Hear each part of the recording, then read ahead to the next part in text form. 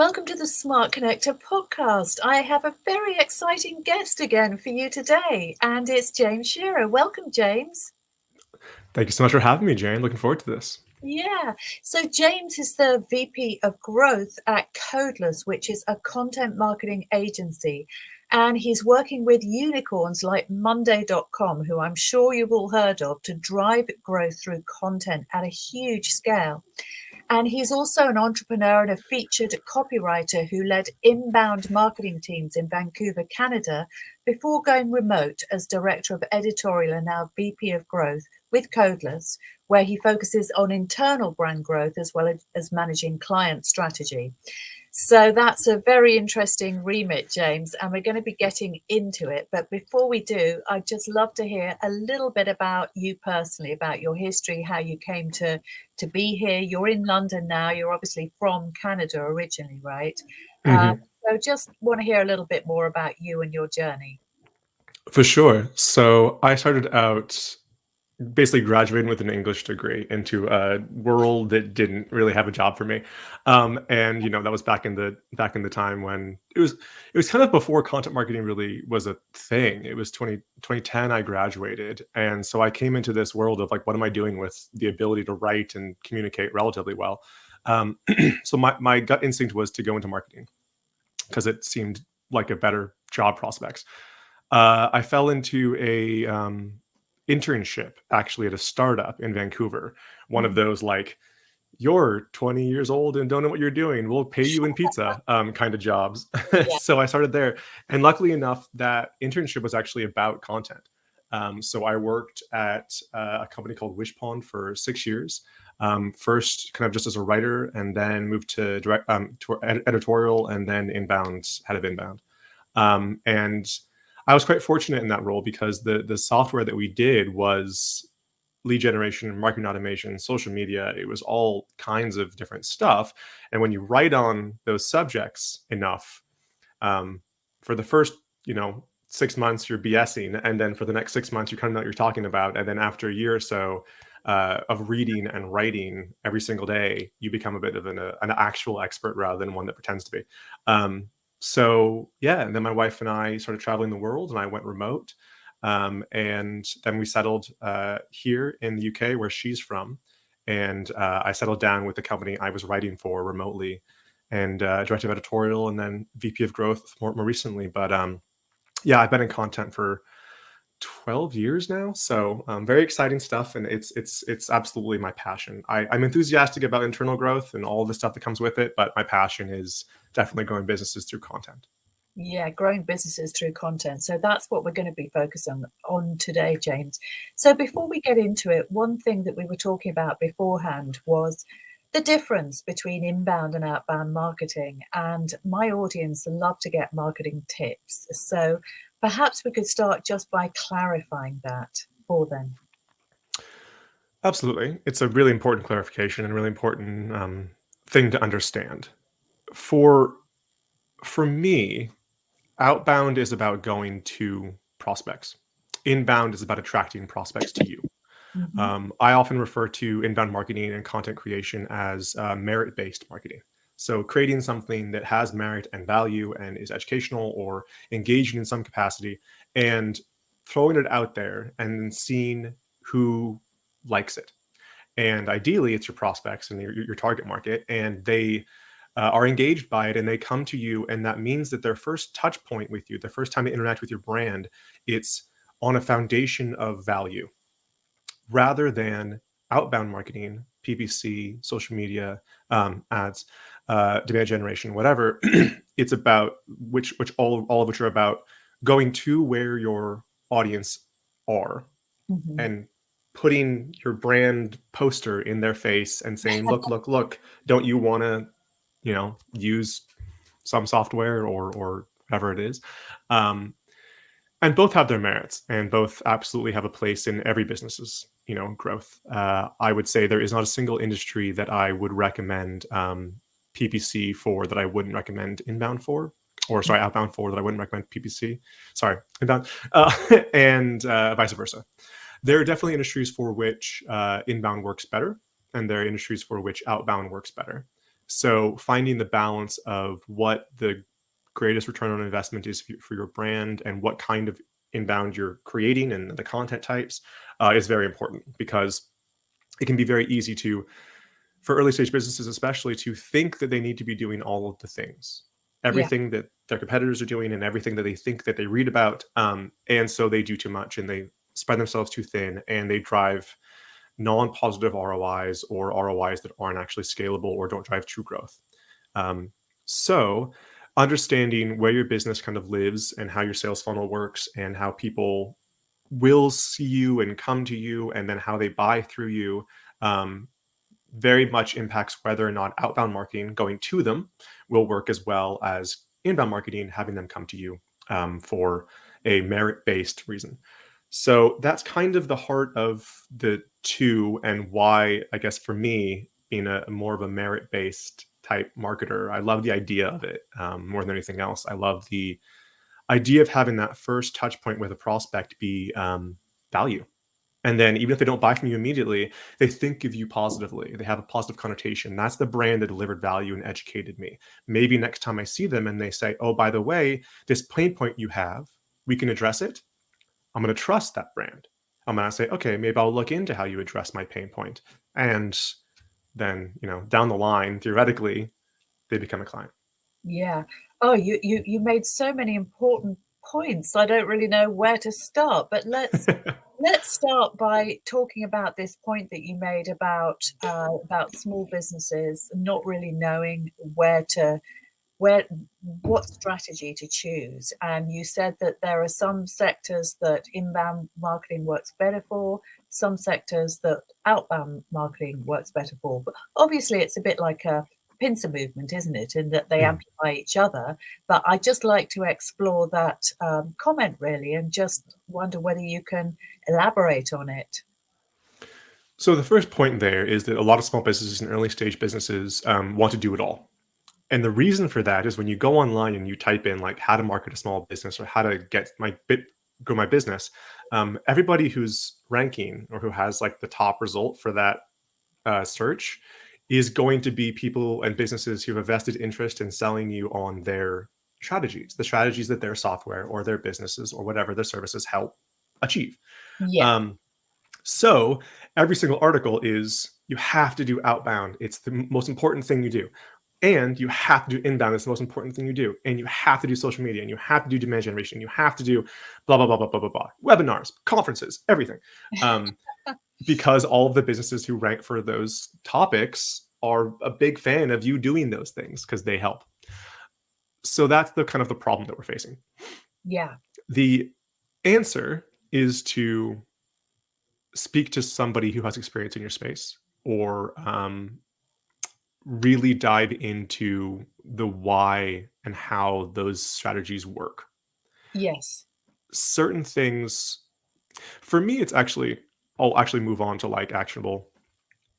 It's about the sales funnel of your business, really. For B2C businesses, e-commerce, retail businesses, your sales funnel is very much the value you deliver is in your product. Yeah. If somebody is buying a water bottle, then the value delivered to your prospect or to the person who's looking to buy is in the ability for it to seal without being, dripping water, to hold temperature, to be durable when you get run over by a car, or whatever. When it gets run over, not you, it. And once you deliver, I was going to say, yeah, when you inevitably, no, the value then is in that. And when you deliver that thing, you've completed all that the prospect, all the customers looking to get from you. When you are in SaaS B2B, the value and the sales funnel, therefore, is far more involved. They need to understand why they're experiencing the pain point they are, how your business, compared to your competition, addresses that pain point and fixes it, and then how much you cost compared to competitors, and what you deliver for that cost. And then in the long term, what can they hope to achieve if they use you? All of those things are answered by inbound content creation. Here's your pain point. Here's how it's solved. Here's how we help you solve it. Here's what you can expect from working with a business like ours or us in the long term. And then when they get further down the sales funnel, once they say, okay, let's look more into this company, they start looking at, okay, if I'm looking for marketing automation, this company does this for this price, and this company does this for this price. So it's not, it's about the complexity and the simplicity of the disparate sales funnels between each business. Now, does that mean that no e-commerce business can succeed with content creation? Absolutely not, because there is still an educational component to every purchase anybody makes, especially now when when people care so much about buying from businesses that are sustainable, buying from businesses where there's a component of giving back, or buying for businesses that deliver, only, healthy and whatever business, products. And if you educate people about how you do all those things, you're going to get more customers than somebody who doesn't do that. That's content. Yeah. So it's about weighing how your business works, how your business model works, and how your sales funnel works. So do that first, and then look into the strategies that kind of lend themselves to that sales funnel. And in general, SaaS B2B, you're going to get a lot of better ROI from inbound. E-commerce, B2C, retail, you're going to get a lot better ROI from outbound advertising. Well, that is really very, very illuminating. And thank you so much for clarifying that, James. I really, really appreciate it.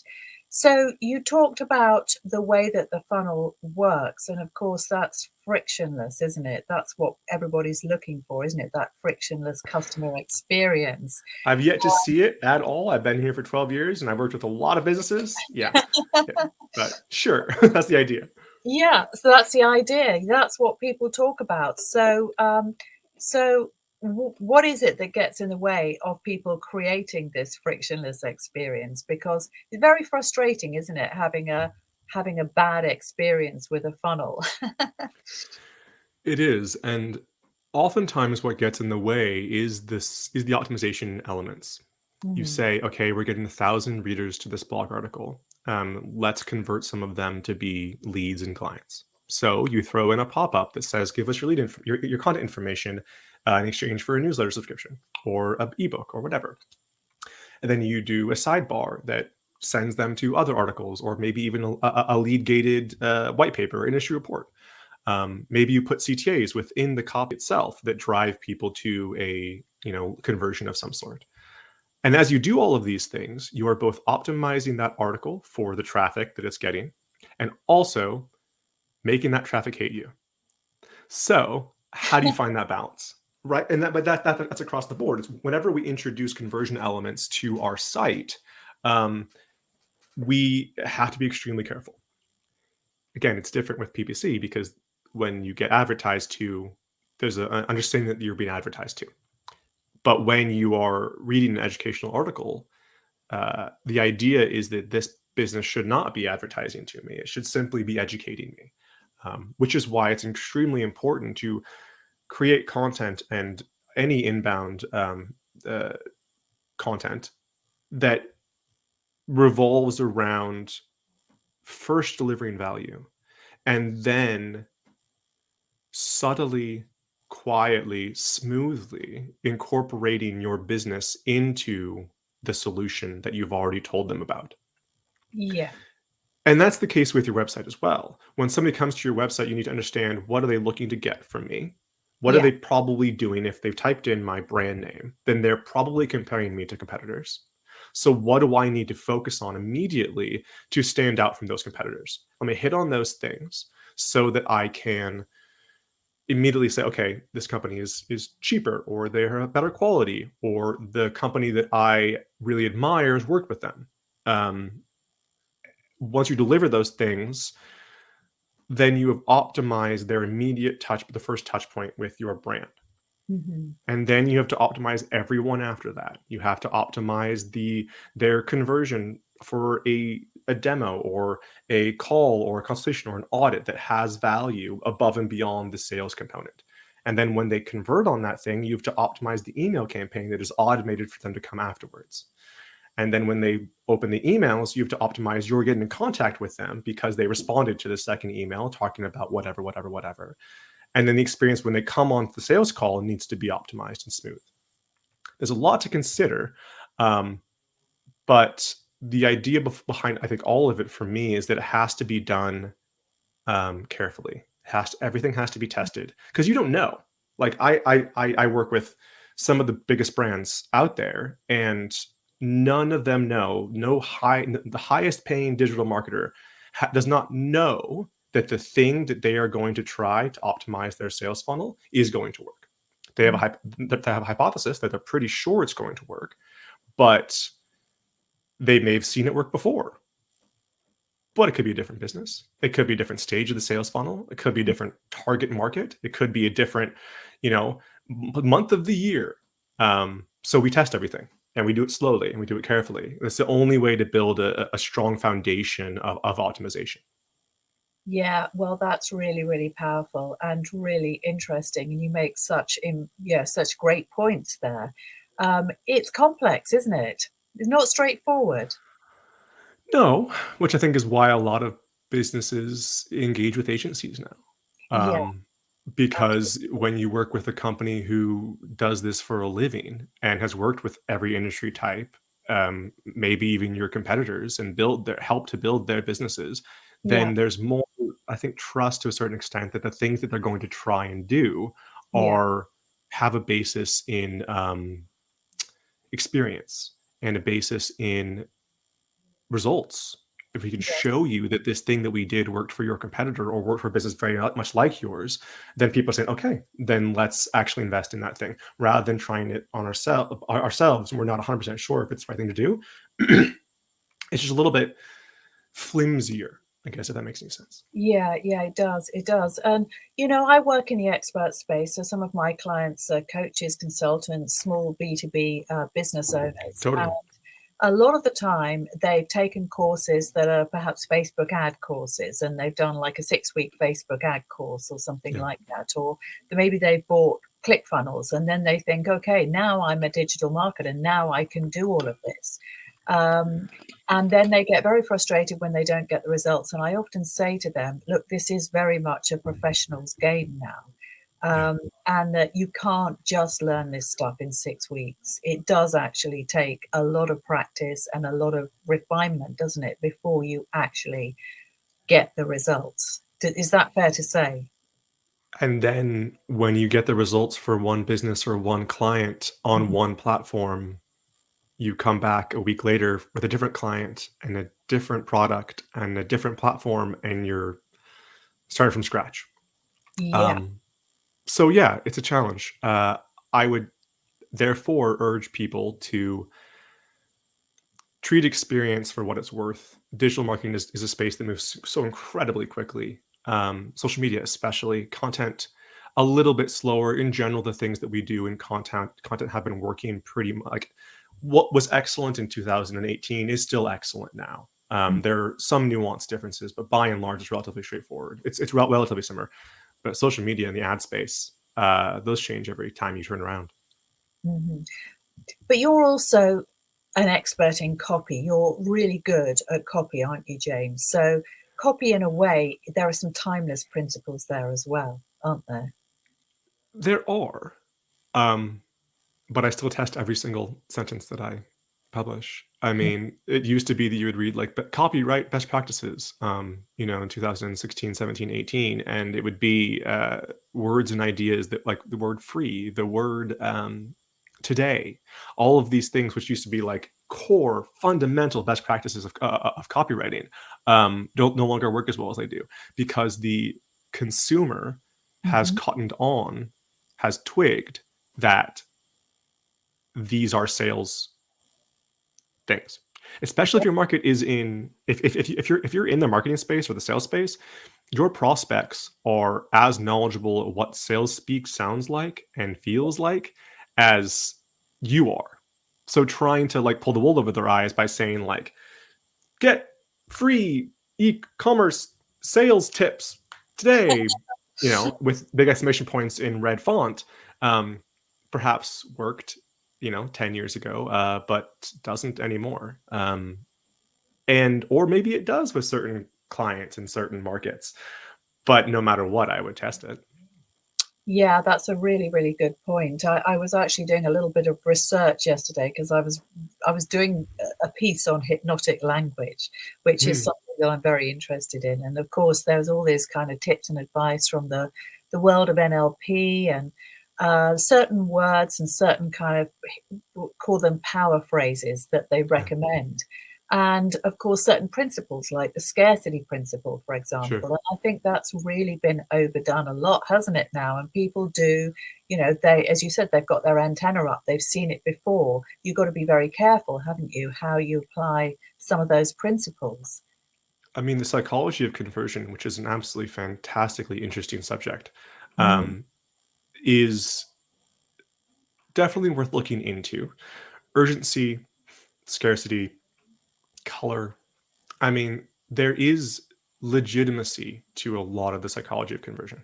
Um, but if you take it too far, I remember we used to do webinar landing pages when I was in mm, house. Um, and used to have those countdown timers at the top of the webinar landing page that mhm, like renewed every 15 minutes, or if somebody left and come back, the webinar was going live, or you could only get it in the next 10 minutes or whatever. And we ran them all the time, which was cheeky for sure. Um, that was urgency at its finest. And I've tested those in the past couple of years. They do not work anymore.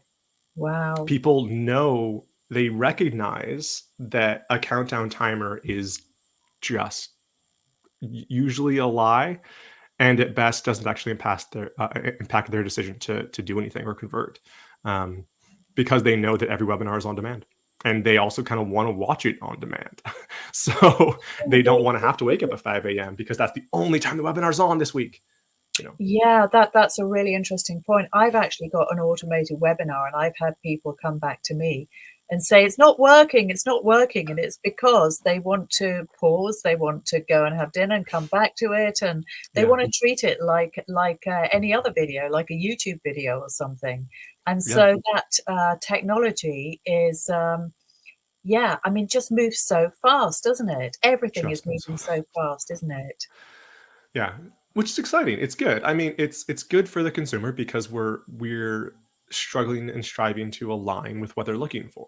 It's Yeah. not that anything that has changed is because what we were doing before was wrong. It's simply that what the consumer is looking for changes on a daily basis.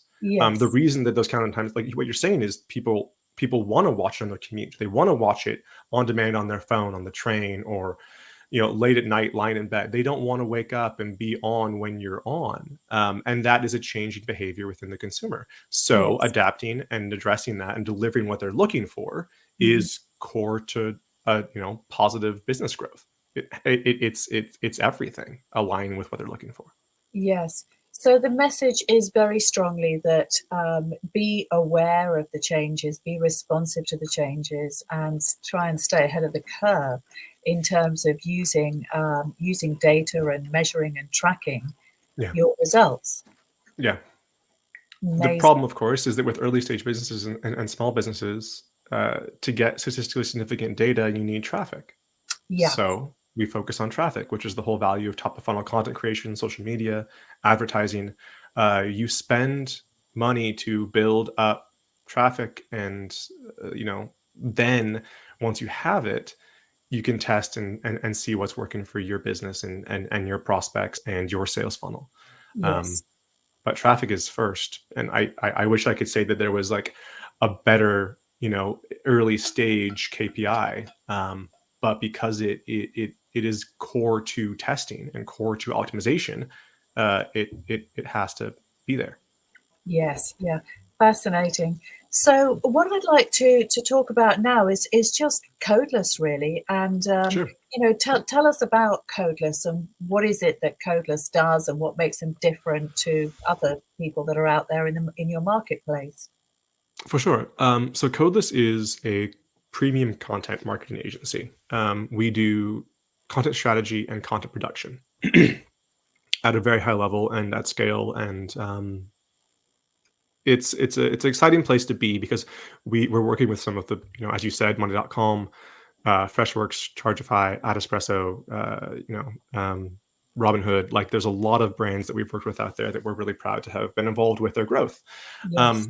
And the reason that we, in my mind, excel is the processes that we put in place. So we're started about 2017 as a very small team of a freelance writer named Brad Smith, who was very good at selling his content and promoting himself. And it got to the point where he couldn't handle the volume he was expected to deliver. So we hired another writer and then another writer and then got an editor for their stuff. So now there's 65 of us, writers, editors, account managers, with another couple dozen freelance writers who come in and out. And we're fully remote. I've never met anybody who works at Codeless, which is mad. I've been there 2.5 years in the VP of growth. I've never met a single one of them.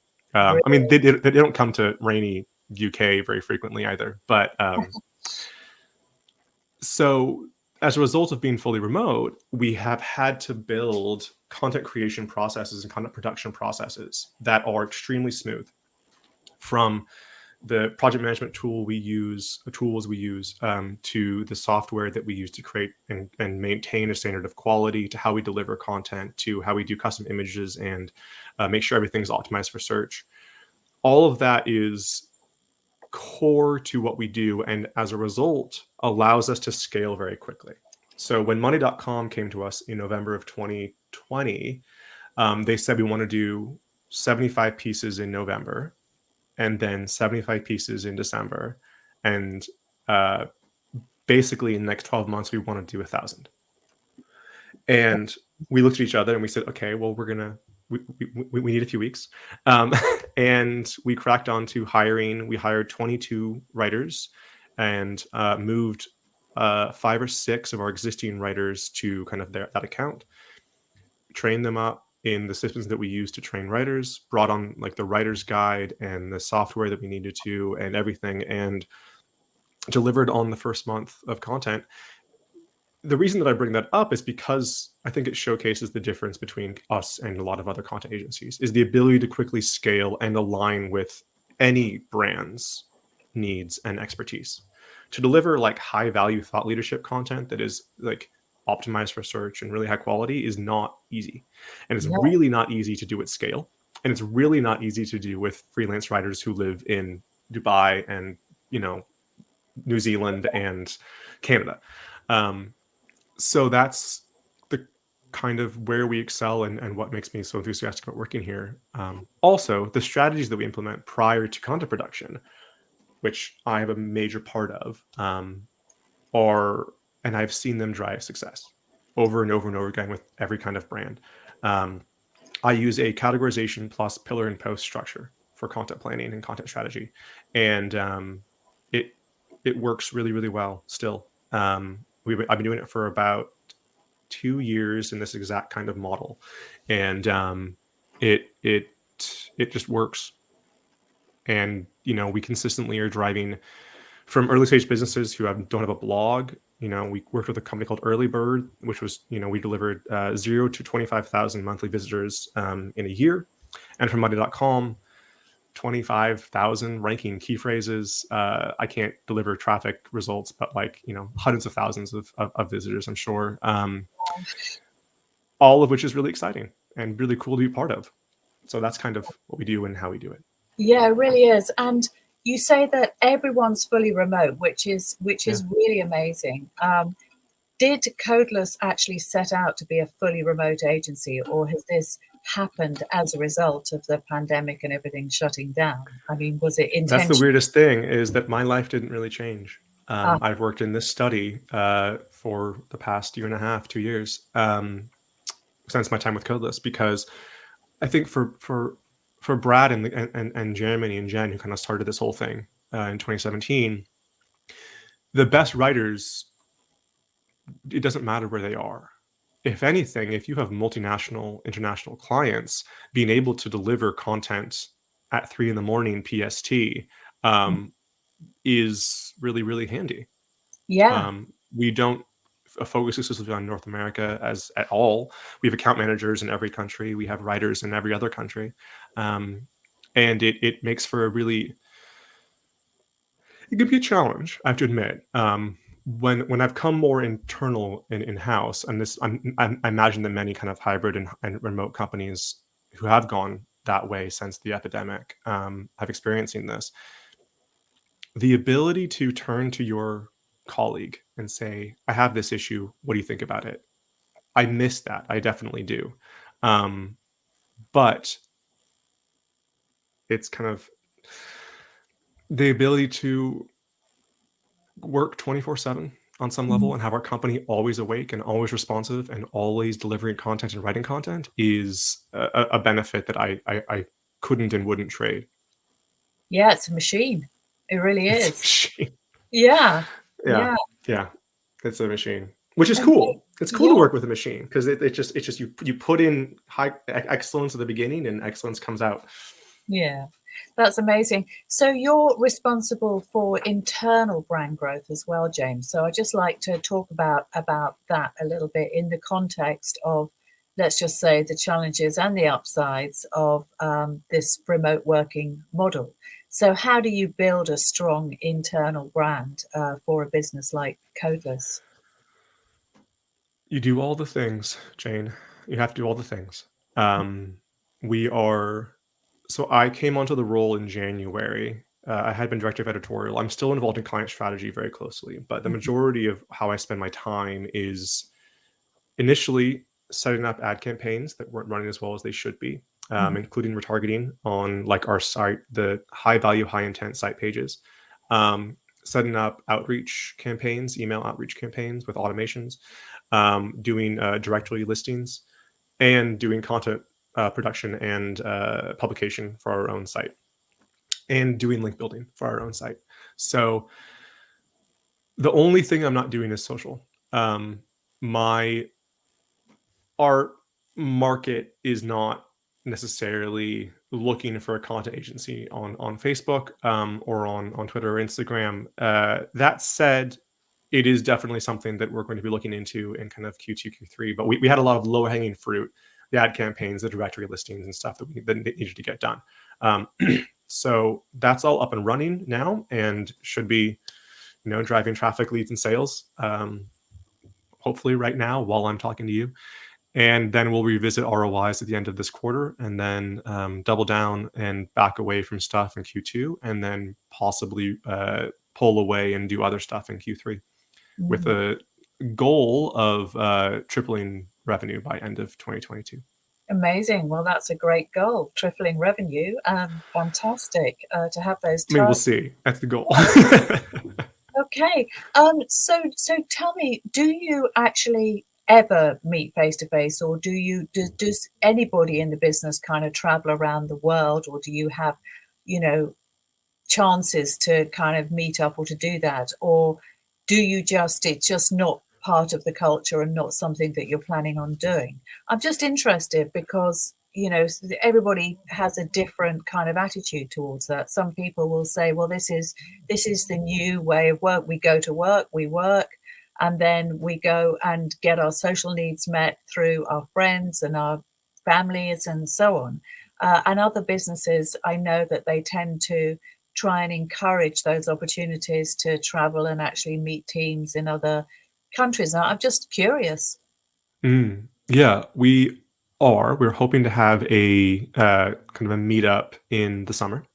I Nice. mean, I came on in June of 2019, came to the UK a few months after, and then the world shut down in February, March of Yeah. 2020. So there hasn't been a huge opportunity for us to meet up, but the idea is that we will do, and I think we all recognize the value of having face-to-face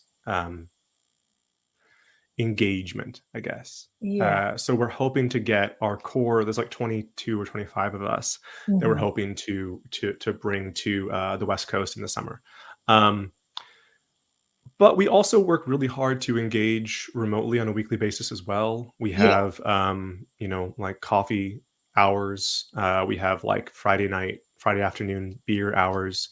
The problem, of course, with being in the UK is that when North America is like, it's time for beer, I'm like, I've been sleeping for 6 hours. Yeah. Yeah. And then when I'm like, all right, it's time for beer. And they're like, it's 10 in the morning, James. And I'm like, no, it's fine. Like, come on. Yeah, that's right. Someone from the US invited me the other day actually to a virtual dinner party, and I'm like, okay, Hmm. so we've got to sit there with a glass of wine in our dinner, but it may be at a very unsociable hour, Yeah. like Like one 2 in the o'clock in the morning. morning. Yeah. Yeah, nice idea, Yeah. but I get it. Yeah. Okay. So James, if anybody wants to contact you to talk about Codeless or just to get more of your expertise on content marketing, what's the best way for them to get hold of you? Honestly, I spend most of my time in my inbox at james@codeless.io, and I'm more than happy for people to reach out to me there. I'm happy to respond or give strategy recommendations or whatever. I can also reach on Twitter at JD Scherer. My last name is a bit funky. It's Scherer, so at JD Scherer. Or just on codeless.io, head to the website, and you can book we do strategy calls. It's kind of like the beginning of our sales funnel. It's all about like, what are you Yeah, doing? How's it working? Could we help? Because we're actually quite particular about what the clients we take on as well, because we yeah, need to feel confident that we can deliver for them as much as they, you know, can get something of value from us for sure. yeah. Yeah, amazing. Well, thank you, James. It's just been such a pleasure to have this incredible conversation with you. And I know, for one, I have learned so much, and I'm sure that our viewers and listeners have too. So I just wanted to thank you for joining us on the Smart Connector podcast and look forward to keeping in touch with your amazing work. Thank you so much, Jane. It's been an absolute joy.